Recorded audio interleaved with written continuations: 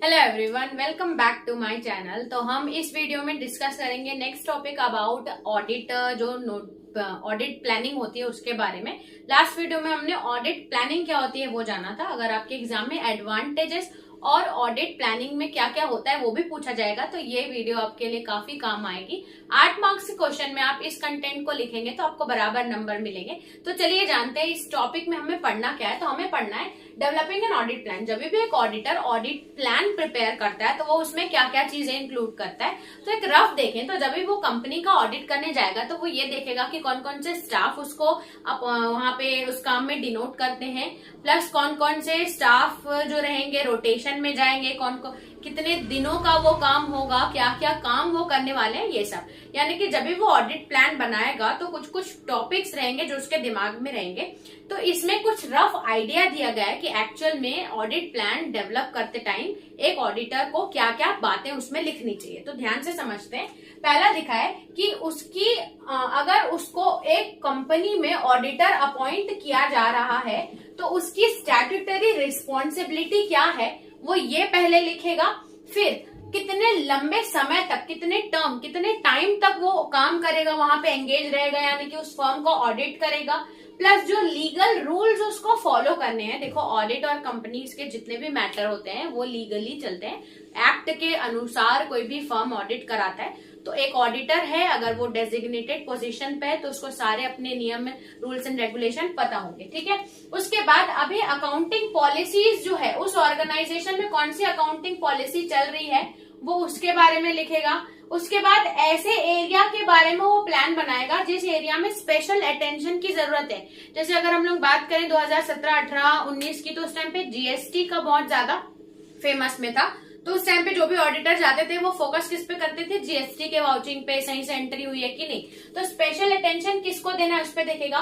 फिर ये देखेगा ऑडिट एविडेंस, जो ऑब्टेन करना है उसको वो बराबर प्रिपेयर करेगा कि ऑडिट करते टाइम जो जो उसको डॉक्यूमेंट्स चाहिए क्या वो क्लाइंट उसको बराबर अकाउंटिंग के हिसाब से एविडेंस दे पा रहा है कि नहीं। फिर स्टाफ रिक्वायरमेंट के बारे में भी वो करेगा, किसको किसको कितना वर्क देना है, कौन कौन से एक्सपर्ट्स इसमें अपॉइंट होंगे। तो ये सब का एक्शन प्लान वो डेवलप करता है इन सब के बारे में। तो ये कुछ रफ आइडिया है कि ऑडिट प्लान में वो क्या क्या इंक्लूड करता है। जब भी वो ऑडिट प्लान डेवलप करता है तो क्या क्या एक्शन उसको लेने रहते हैं। तो ये सारी चीजें आप लिख सकते हैं इसमें। टॉपिक वाइज लिख के अगर आप इसको 2 लाइन में एक्सप्लेन भी कर दोगे तो भी चलेगा, यानी कि इतना लिख के आप ऑडिट प्लान को एक्सप्लेन भी कर देंगे तो भी आपको बराबर नंबर मिल जाएंगे। तो अब देखते हैं कि ये ऑडिट प्लान के बारे में पढ़ लिया, ऑडिट प्लानिंग के बारे में भी पढ़ लिया, ऑडिट प्लान क्या क्या लिखा जाता है वो भी आपने जान लिया। तो अब ये ऑडिट प्लान बनाने की एक ऑडिटर को जरूरत क्या पड़ती है, एडवांटेजेस ऑफ ऑडिट प्लान पढ़ते हैं। तो ऑडिट प्लान की क्या क्या जरूरत है, ठीक है। तो देखो जब भी हम ऑर्गेनाइजेशन में जाते हैं तो 1 साल के ट्रांजेक्शन को चेक करने में बहुत सारे काम होते हैं। तो क्या होता है, कभी कभी ऑडिटर से कुछ चीजें मिस हो जाती हैं, लेकिन अगर ऑडिट प्लान बराबर बना रहेगा तो उसमें कोई चीजें मिस होने की चांस नहीं होगी, वो बराबर सारी चीजें ऑडिट होंगी। यानी कि हम ये बोल सकते हैं ensure that appropriate attention is denoted. Important areas थे उसमें अटेंशन ऑडिटर ने बराबर दिया है कि नहीं, ये कौन तय करता है, एक ऑडिट प्लान तय करता है। ठीक है।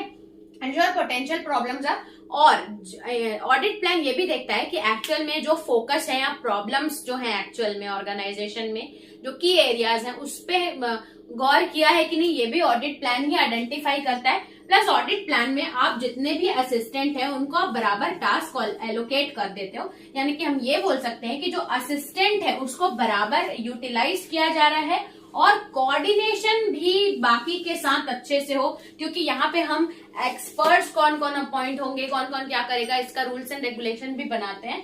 तो ये एक प्री प्लान्ड अगर हमें मिल जाता है तो हमें ये आसानी हो जाती है कि हम उस काम को बराबर चेक कर पाए या उस काम को फॉलो कर पाए, जो प्लान है उसको फॉलो कर पाए, तो हमारे काम में कोई मिस नहीं होगा।